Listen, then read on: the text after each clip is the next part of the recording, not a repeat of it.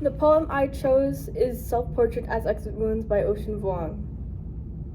Instead, let it be the echo to every footstep, drowned out by rain, cripple the air like a name, flung onto a sinking boat, splash the catwalk's bark, the rotten iron of a city trying to forget.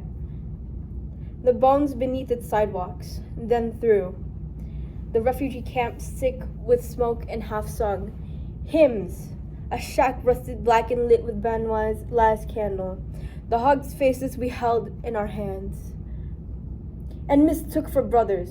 Let her enter a room illuminated, with snow furnished only with laughter. Wonder bread and mayonnaise raised the cracked lips as testament to a triumph no one recalls. Let it brush the newborn's flushed cheek as he's lifted in his father's arms, wreathed with fish gut and Marlboros, everyone cheering as another brown gook crumbles under John Wayne's M16. Vietnam burning on the screen, let it slide through their ears. Clean, like a promise, before piercing the poster of Michael Jackson glistening over the couch into the supermarket, where a Hapa woman is ready to believe every white man possessing her nose is her father.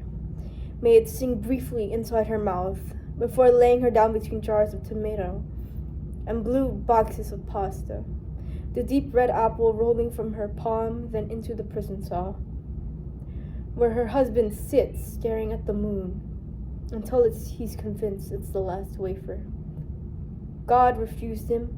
Let it hit his jaw like a kiss. We've forgotten how to give one another hissing. Back to 68.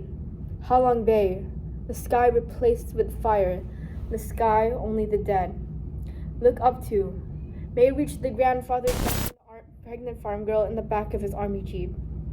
His blonde hair flickering in napalm-blasted wind, let it pin him down to dust where his future daughters rise. Fingers blistered with salt and Agent Orange, let them tear apart open his olive fatigues, clutch that name hanging from his neck. That name they press through their tongues, to reel in the word live, live, live. But if, for nothing else, let me weave this death beam, the way a blind woman stitches a flap of skin back to her daughter's ribs. Yes, let me believe I was born to cock back this rifle, smooth and slick like a true Charlie, like the footsteps of ghosts misted through rain, as I lower myself between the sights and pray that nothing moves. My name is Marlene. I chose the poem My Tongue is Divided into Two by Kike Aviles because it resonates a lot with me and how it is living in the U.S. coming from African culture. My tongue is divided into two, by virtue, coincidence, or heaven. Words jumping out of my mouth, stepping on each other, enjoying being a voice for the message, expecting conclusions. My tongue is divided into two, into heavy accent bits of confusion, into miracles and accidents, saying things that hurt the heart, drowning in a language that lives, jumps, and translates.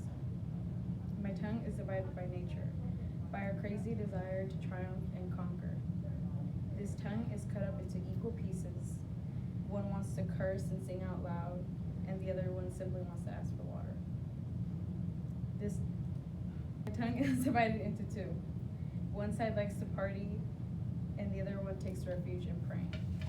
Tongue, English of the funny sounds.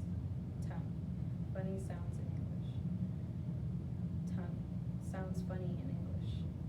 Tongue, in funny English sounds. My tongue sometimes acts like two, and it goes crazy not knowing which side should be speaking and which side translating. My tongue is divided into two. A border patrol runs through the middle frisking words. Not knowing, asking for proper identification, checking for pronunciation. My tongue is divided into two. My tongue is divided into two. I like my tongue, it says what feels right. I like my tongue, it says what feels right.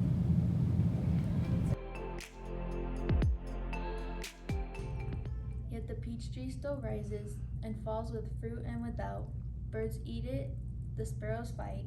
Our desert burns with trash and drug. It also breeds and sprouts.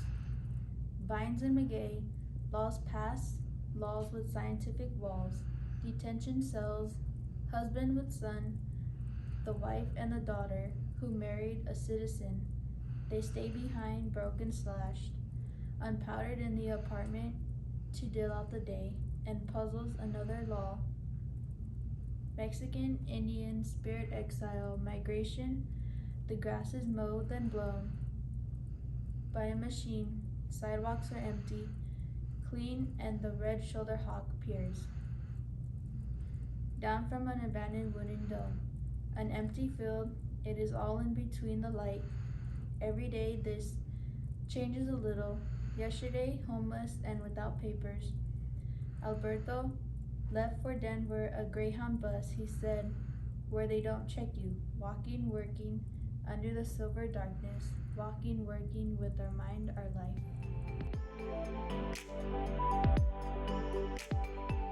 I too sing America. I am the darker brother.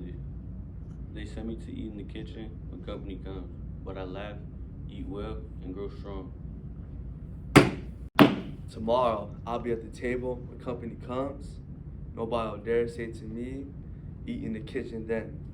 Besides, they'll see how beautiful I am and be ashamed. I too am America.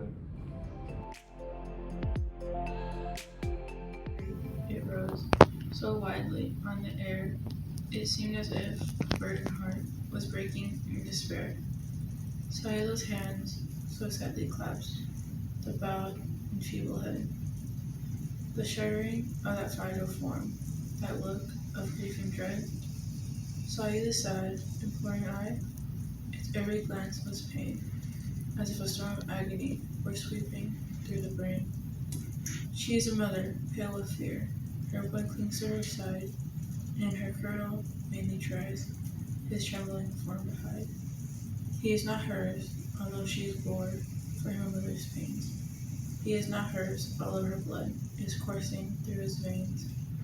He is not hers, for cruel hands may rudely tear apart the only breath of household love that binds her breaking heart. His love has been a joyous light that o'er her pathway smiled, a fountain gushing ever new amid life's desert wild. His lightest word has been a tone of music round her heart, their lives a streamlet blent in one. O Father, must they part? They tear from her circling arms, her last and fond embrace. Oh, nevermore may her sad eyes gaze on his mournful face. No one will then these bitter shrieks disturb the listening air. She is a mother, and her heart is breaking in despair. The train came with a police officer on his gun. He shifts his weight against the door. A flashback loads of the first time a service weapon was held in my face. The second time, it laid me on the floor. The third time, it put my hands in the air. The fourth time, it pushed me against a wall. The fifth time, it told me it was just doing its job. The sixth time, it kicked my feet apart. The seventh time, it followed me home. The eighth time, it grabbed my shirt collar. Read the signs. It's illegal to move between cars. Read the signs. My body knows how clan rally a cop's gun feels at eye level. The ninth time, the barrel cocked its head. The 10th time, it told me it missed me the last time. It said burning black bodies was a tradition it was raised on. The 11th time, the safety and the trigger argued through a range of black fiction. I could have been any made-up one of us, Ricky or Weebay, Mad Max or Trey. We all look the same under the right racism anyway. The 12th time, it dared me to swing. The 13th time, I thought about it. The 14th time, I almost did it. The 15th time, there were no cell phones. The 16th time, just covered badges. The 17th time, it searched me for the broken laws it thought I was. The 18th time, I assumed the position without anything being said.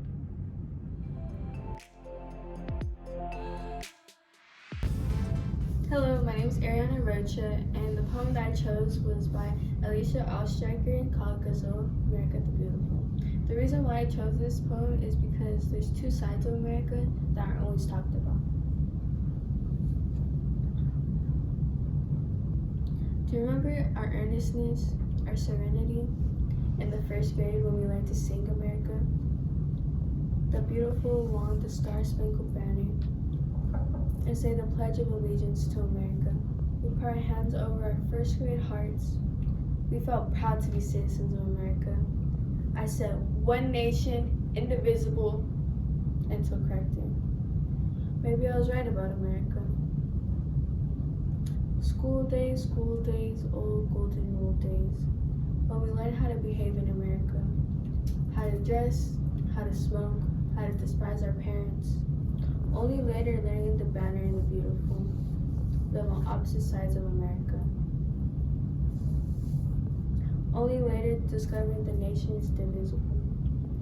By money, by power, by color, by gender, by sex, America. Now we comprehend that this land is two lands, one triumphant ruling and one hopeful. America. Imagine amber waves, grain blowing in the wind, purple mountains, and no homeless in America. Sometimes I still put my hand tenderly on my heart. Only later learning the banner and the beautiful live on opposite sides of the street in America. Only later discovering the nation is divisible by money, by power, by color, by gender, by sex. America. We comprehend now that this land is two lands, one triumphant bully and one hopeful America. Imagining amber waves, grain blowing in the wind, purple mountains, and no homeless in America. Sometimes I still put my hand over my heart tenderly. Somehow or other, still carried away by America.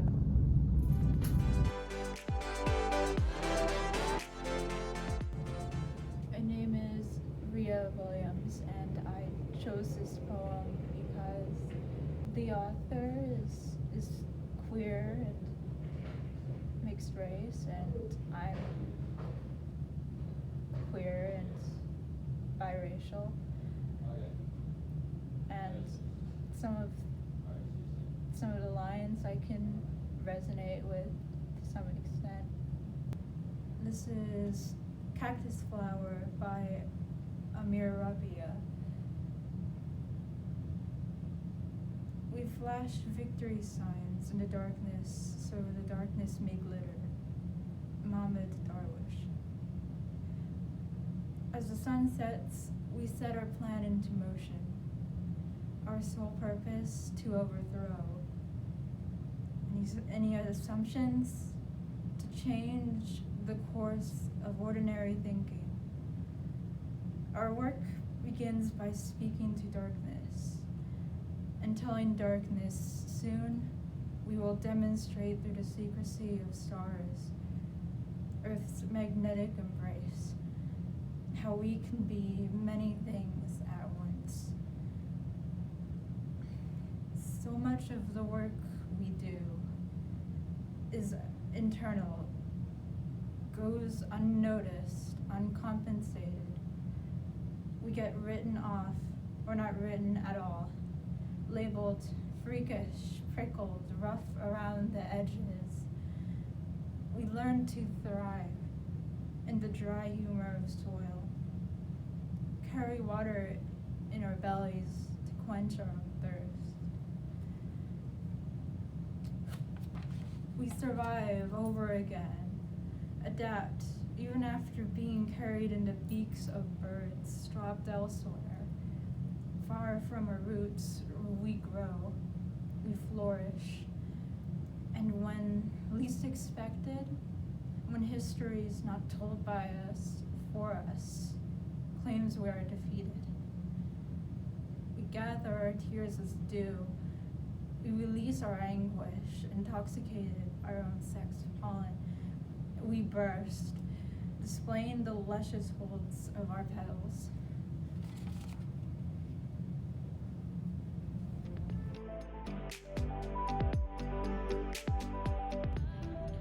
The poem I chose was Gun Violence by LJE because it talks into different points of views of people who have and people who haven't been in a mass shooting.